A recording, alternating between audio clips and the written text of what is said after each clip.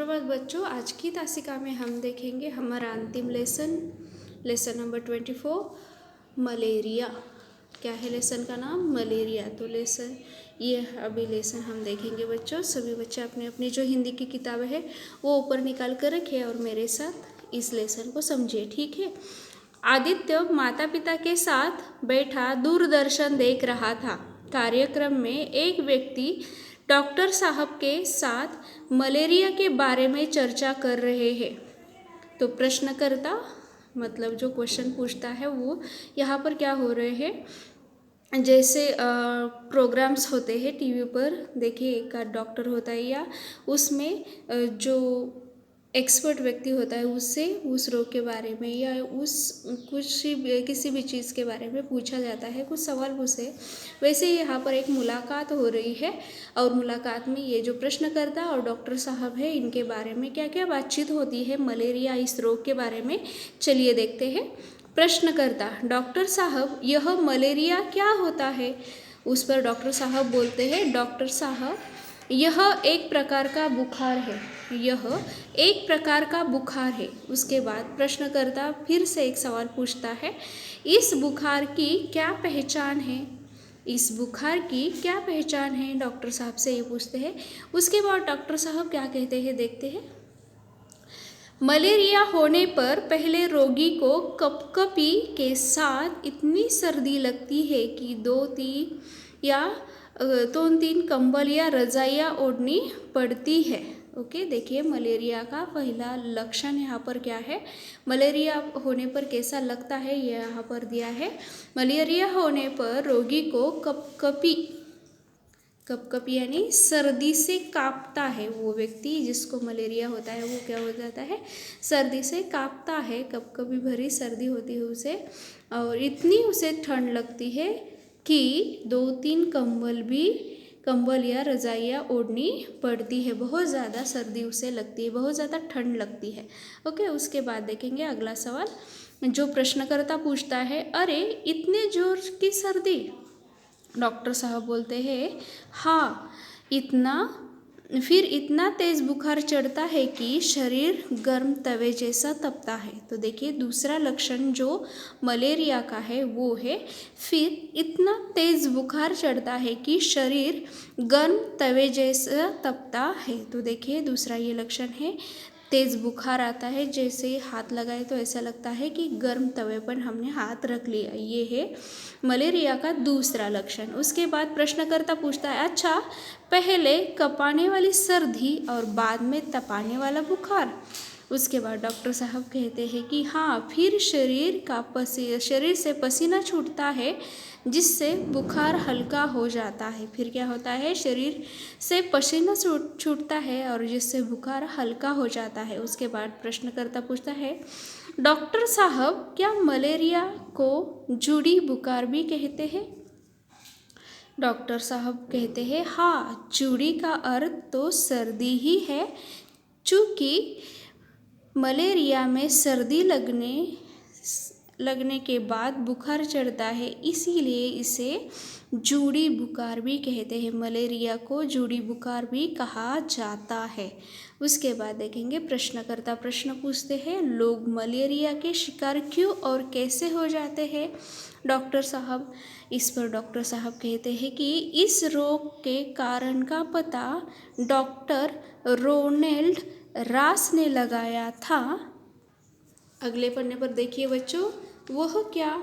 Doctor साहब कहते हैं, उन्होंने पता लगाया कि मलेरिया रोग मच्छरों से होता है। मादा एनोफ्लिस मच्छर की लार में कीटाणु होते हैं।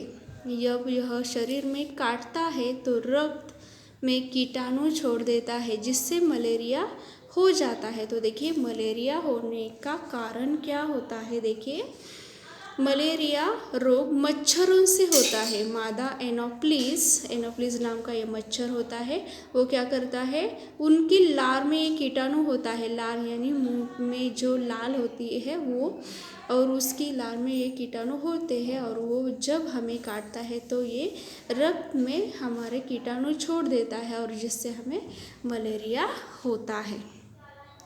प्रश्नकर्ता, इस रोग से बचाव का क्या उपाय है डॉक्टर साहब? इस रोग से बचाव का क्या उपाय है?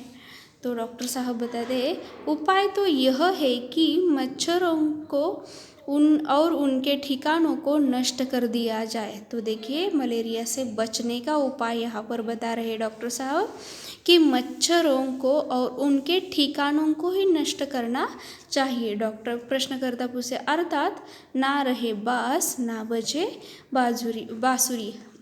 उसके बाद डॉक्टर साहब हंसते हुए ये सही तो यही है कि मच्छर पानी में अंडे देते हैं, इसीलिए पानी के गड्ढों को भर दे, नालियों को साफ रखे, कूलर का पानी प्रति सप्ताह बदले, ठहरे पानी पर कुछ केरोसिन डाल दे। तो देखिए यहाँ पर मच्छरों की उत्पत्ति होने से रोकने के लिए यहाँ पर ये जो उपाय बताते हैं वो क्या है?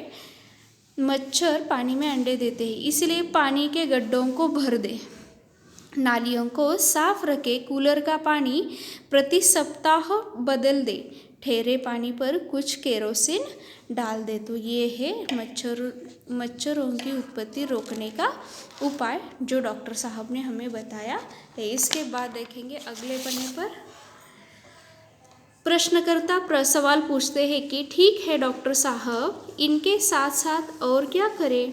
डॉक्टर साहब कहते हैं हाँ, घर में मच्छरों को आने से रोकने के लिए खिड़कियां दरवाजे पर जालियां लगाए, मच्छरदानी लगाकर सोए तथा रोग होने पर तुरंत डॉक्टर्स की सलाह ले।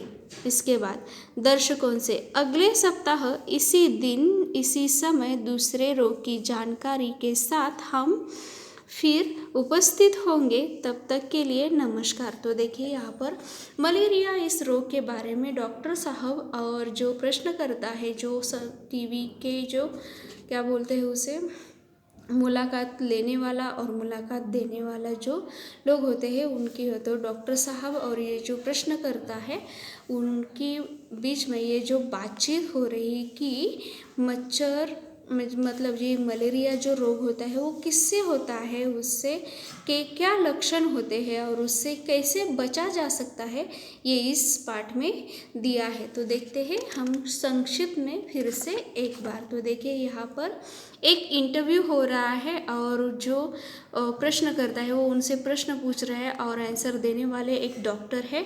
तो डॉक्टर बताते हैं कि मलेरिया की पहचान क्या है, तो मीन्स उसके जो लक्षण होते हैं वो क्या है, सिम्टम्स क्या है। तो यहाँ पर पहले क्या होता है, उनको ज़्यादा सर्दी लगती है, ऐसा लगता है बहुत सारी ठंड हमें लग रही है।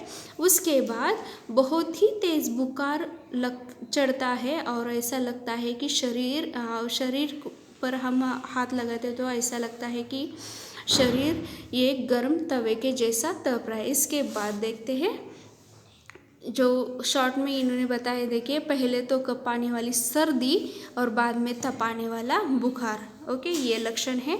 उसके बाद इसे जुड़ी बुखार भी कहा जाता है, जुड़ी बुखार, जुड़ी यानी सर्दी वाला बुखार भी इसे कहा जाता है, क्योंकि मलेरिया में सर्दी लगने के बाद ही बुखार चढ़ता है और इसीलिए इसे जुड़ी बुखार भी कहा जाता है। तो इस रोग के कारण का पता डॉक्टर रोनाल्ड रास ने लगाया, रोनाल्ड रासे। तो इस मलेरिया रोग के कारण का पता किसने लगाया? डॉक्टर रोनाल्ड रास, ओके। उसके बाद देखेंगे अगला सवाल अगले पन्ने पर जो है, तो डॉक्टर साहब क्या बताते हैं, देखिए जो डॉक्टर साहब ने उन्होंने पता ये लगा था, मतलब रोनाल्ड रास ने पता लगा लिया था कि ये क्यों होता है रोग, किससे होता है। तो ये रोग होता है मच्छरों से, मादा एनाप्लिस जो नाम का मच्छर होता है उसकी लार में ये क्या होते हैं, मलेरिया के कीटाणु होते हैं और जब वो हमें काटता है तो हमारे ब्लड में, हमारे रक्त में वो कीटाणु छोड़ देता है और इससे मलेरिया हो जाता है। इसके बाद इससे बचने का कोई उपाय है वो हम देखते हैं। कुछ उपाय यहाँ पर बताए गए हैं। उपाय तो क्या है देखिए, मच्छरों उनके ठिकानों को नष्ट कर दिया जाए, मच्छर पानी में अंडे देते हैं, इसीलिए पानी के गड्ढों को भर दे, नालियों को साफ रखें, कूलर का पानी प्रति सप्ताह बदले, ठहरे पानी पर कुछ केरोसिन डाल दें। तो ये है डॉक्टर ने बताए हुए मलेरिया से बचने के उपाय। ओके, उसके बाद और क्या क्या करना चाहिए मच्छरों से बचने के लिए और इस बीमारी से बचने के लिए, यहाँ पर बताया गया है। देखिए, मच्छरों को आने से रोकने के लिए खिड़कियों दरवाजे पर जालियाँ लगाएं, मच्छरदानी लगाकर सोएं और रोग होने पर तुरंत डॉक्टर की सलाह लें। तो इसी के साथ ये जो कार्यक्रम है वो ख़त्म हो जाता है और इस लेसन से हमें शिक्षा क्या मिलती है। देखिए बच्चों, अपनी सफाई के साथ साथ हमें अपने घर तथा आस पड़ोस को भी साफ रखना चाहिए। तो देखिए, जहाँ पर गंदगी होती है वहाँ पर बहुत सारे मच्छर पैदा होते हैं। तो हम जैसे सफाई करते हैं खुद की, वैसे ही हमारा जो आसपास का जो वातावरण होता है, वह आसपास का जो जगह होती है उसको भी हमें क्या करना चाहिए बच्चों, साफ रखना चाहिए, ताकि वहाँ पर अगर कुछ पानी के गड्ढे हो या ओपन गटर हो उसको हमें तुरंत ढक देना चाहिए। पानी के गड्ढों को हमें सूखा देना चाहिए, पानी को वहाँ पर बिल्कुल भी ठहरने नहीं देना चाहिए। तो इसके साथ अगर दूसरा एक उपाय है वो है, हम जब हमारे घर में पानी भरकर रखते हैं तो प्रतिदिन उसे हमें क्या करना चाहिए, साफ़ करना चाहिए। कूलर का पानी जो होता है वो प्रतिदिन हमें प्रति सप्ताह हमें बदलना चाहिए। तो इस प्रकार हम क्या करेंगे, मलेरिया इस महामारी से बच सकते हैं। ओके, तो आप बच्चों, मैं आपसे ऐसी आशा करती हूँ कि आपको ये लेसन पसंद आया होगा और आप इस लेसन की पढ़ाई करेंगे। और इसके साथ ही मैं आपसे विदा लेती हूँ। धन्यवाद।